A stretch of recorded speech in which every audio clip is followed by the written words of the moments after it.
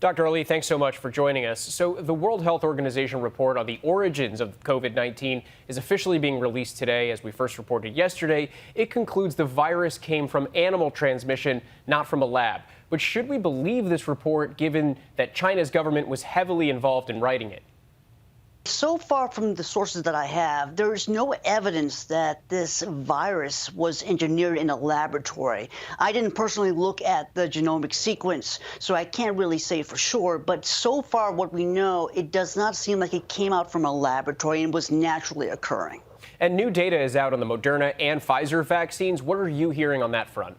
We see the results of it being really effective in a clinical trial, but this study looked at it in the real world, and we found that it was up to 90% effective, only 2 hospitalizations, and close to 4,000 people, no deaths. So really remarkable. And sadly, we're hearing about more scams online when it comes to vaccines. What are you seeing, and what's your advice to Americans to avoid falling victim?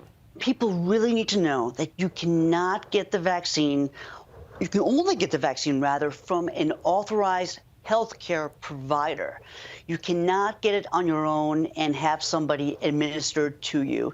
These vaccines that are sold on the dark web, they're probably just saline, and they could cause more harm, actually. So it's very important that people do not resort to this. And I think Interpol and a lot of agencies are cracking down on these people who are selling these fake vaccines.